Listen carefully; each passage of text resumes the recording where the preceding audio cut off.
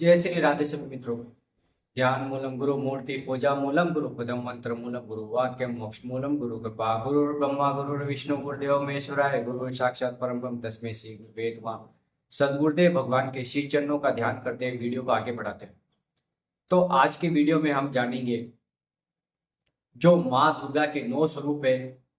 दूसरा स्वरूप जो ब्रह्मचारिणी के नाम से जाना जाता है और इसके श्रवण करने से अनेक जन्मों के पाप नष्ट हो जाते हैं और व्यक्ति के जीवन में तप, त्याग, वैराग्य, सद्भावना की प्राप्ति होती है और अभूतपूर्व सामर्थ्य की प्राप्ति होती है। तो इस कथा को आप ध्यानपूर्वक अवश्य सुने, तभी आपको भगवत प्रेम प्राप्त होगा। तो चलो वीडियो स्टार्ट करते हैं।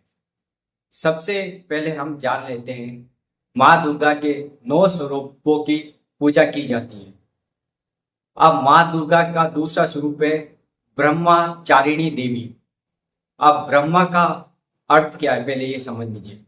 ब्रह्मा का अर्थ है तप यानी तपस्या, क्योंकि ब्रह्मा का स्वरूप आपको पता ही है कि जो तप की देवी होती है उन्हें ब्रह्मचारिणी कहा जाता है। तो इस कथा का सुनने से आपको भगवत में निष्ठा, तप, वैराग्य की प्राप्ति होगी। तो एक समय की बात है जब हिमालय के पुत्री के रूप में इन देवी का जन्म हुआ। यही माता पार्वती है, यही माता ब्रह्मचारिणी है। अब नारद जी ने, जो इनके गुरुजी थे, उन्होंने उपदेश किया कि आप भोलेनाथ की आराधना कीजिए और उनको प्राप्त कीजिए।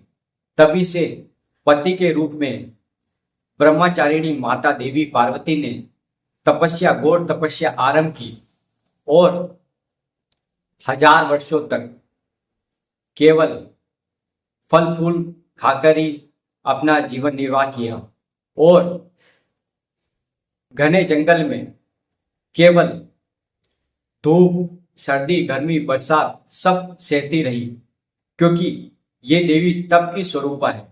और उन्होंने बिल्व पत्र 3000 वर्षों तक खाके सिर्फ अपना पेट का पोषण किया और पूरा जीवन अपने शरीर को कष्ट और पीड़ा दी, क्योंकि उन्हें भगवान की प्राप्ति करनी थी, भोलेनाथ की, महादेव जी की प्राप्ति करनी थी। उन्हें पति के रूप में वर्ण करना था, इसलिए उन्होंने घोर तपस्या करना स्टार्ट किया था। इसके बाद में कई हजार वर्षों तक उन्होंने ना तो उसके बाद में तो उन्होंने जल का भी त्याग कर दिया और बिलपत्र भी खाना छोड़ दिए, इसलिए उनका नाम अर्पणा पड़ा। इसलिए ये देवी, इनके दाएं हाथ में जपमाला है और बाएं हाथ में कमंडल है। ये देवी शक्ति स्वरूपा है। तप, त्याग, वैराग्य, सद्भावना इन्हीं देवी की उपासना से व्यक्ति के जीवन में मिलती है।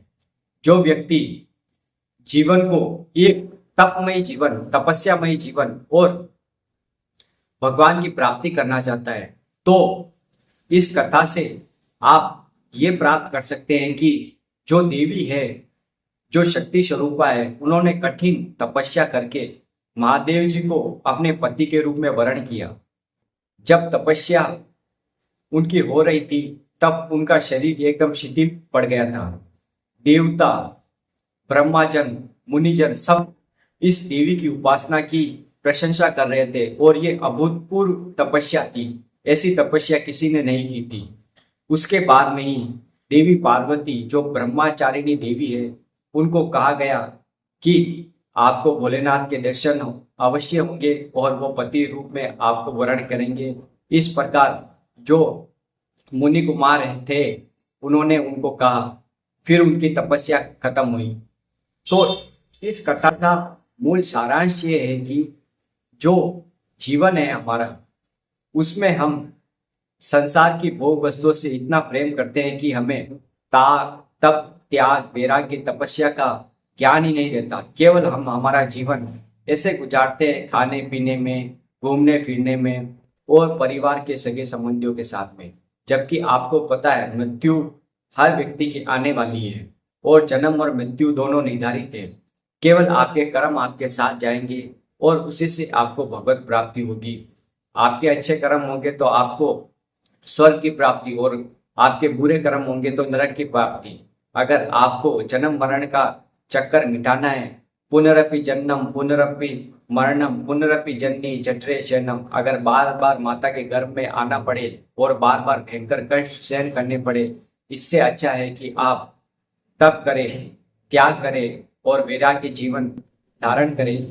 ग्रस्त में रहते हुए भी आप वैराग्य का पालन कर सकते हैं।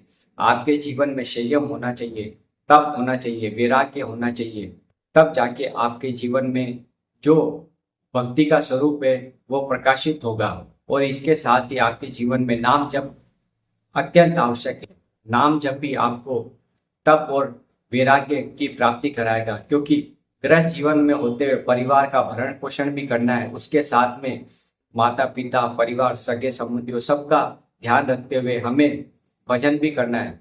भजन कैसे किया जाता है? भजन अपनी जिह्वा से राम राम कृष्ण कृष्ण हरि हरि जपे, इससे आपका मन शीतल होगा, बुद्धि पवित्र होगी और आपके जीवन के जो कष्ट होंगे धीरे धीरे खत्म होते जाएंगे और आपके हर कार्य आसान हो जाएंगे। क्योंकि जो सन्मुख होए जीव मोहे जभी, जन्म कोटि अग्नाशय तभी।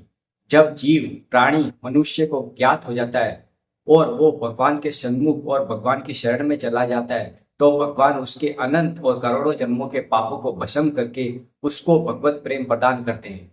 तो आपके जीवन में इस प्रकार आप उपासना करें और कथाओं का लीलाओं का श्रवण करें, जिससे आपकी बुद्धि पवित्र होगी और जो मन मलिन है वो पवित्र होगा। इससे आपके जीवन में अपार आनंद की वृद्धि होगी। ये वीडियो आपको कैसा लगा? वीडियो को लाइक कर दें, कमेंट कर दें, शेयर कर दें और चैनल पर नए तो चैनल को सब्सक्राइब जरूर कर दें, क्योंकि ऐसी आध्यात्मिक वीडियो हम आपके लिए लाते रहते हैं। राधा वल्लभ श्री हरिवंश।